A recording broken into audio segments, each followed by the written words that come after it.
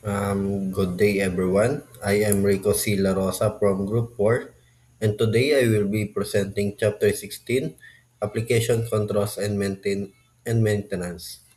Over the next several minutes, we will look at how organizations manage, secure, and maintain their software application to prevent operational failures. So, let us start with the foundation. Application controls and maintenance are governed by the COVID framework, specifically Process A12 titled Acquired and Maintain Application Software, which sits within the acquire and implement domain. The golden rule here is the strategic alignment. Our software maintenance must stay perfectly in line with business and IT strategies.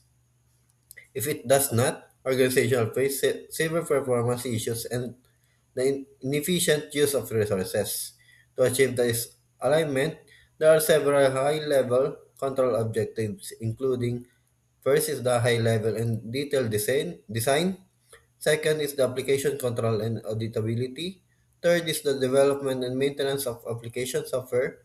Fourth is the major upgrades to existing software.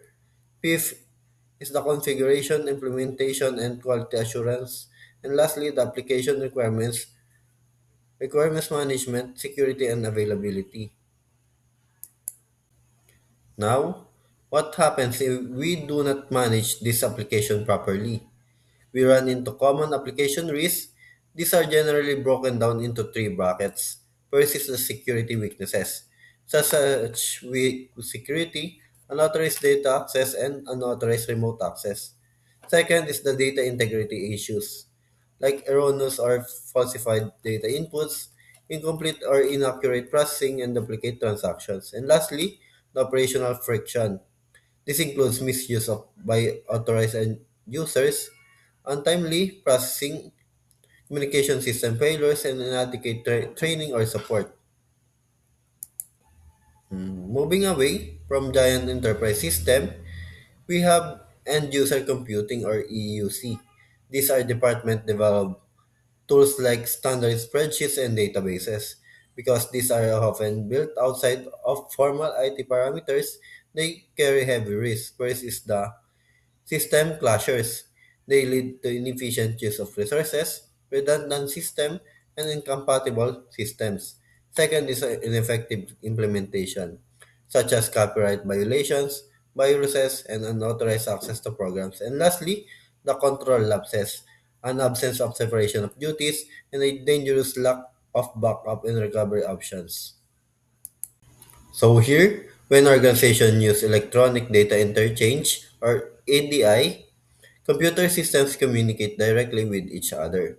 This removes manual paperwork but introduces complex vulnerabilities, which are operational fears such as interdependencies, application failures, loss of transaction, and errors in the communication system. Second is the security and fraud risk, loss of confidentiality for sensitive information, increased exposure to fraud and payment manipulation, and lastly, the audit and legal issues, potential legal liabilities, loss of audit trails, concentration of control, and overchanging of by third-party service providers.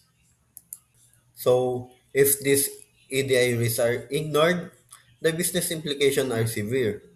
A business might face a loss of transaction audit trails, ransom or blackmail, disrupted cash flow, loss of profitability, damage to reputation, and ultimately complete financial collapse. So, to shield organizations from these disasters, we must implement internal application controls. These are three layers of defense, which is the input controls.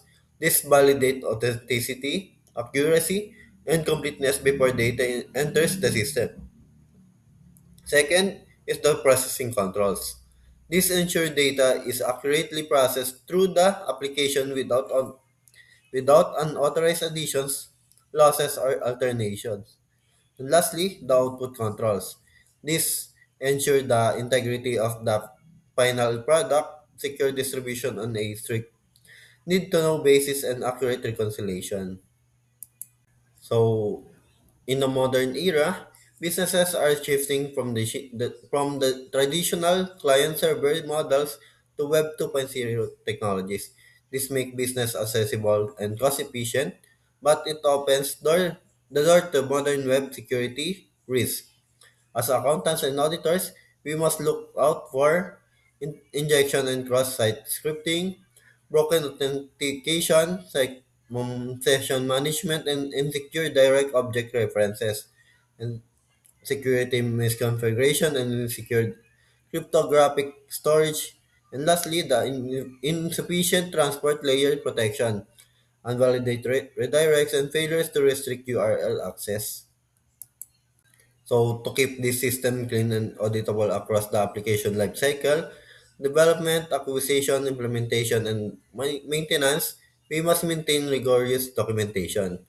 Good documentation minimizes errors and ensures the system can be maintained. It should consist of procedural descriptions, instruction to personnel, flow charts and data flow diagrams and report layouts, and must be updated whenever modified. Finally, let's look at how we maintain these software applications. Maintenance falls into three categories, which are the corrective maintenance, adaptive maintenance, and perfective maintenance. Corrective maintenance, emergency program fixes and routine debugging, while the adaptive maintenance, accommodating changes in the environmental requirements. And lastly, the perfective maintenance, user enhancement, improved documentation, and recording for efficiency. To measure if our maintenance is risky or efficient, we track we track key metrics, which are the ratio of actual maintenance cost of application versus the average time to deliver change requests, and the number of requests per application, the number of production problems and modules returned to development, and lastly, the time elapsed to analyze and fix problems. So that brings me to the end of chapter 16. Thank you very much for your time and attention.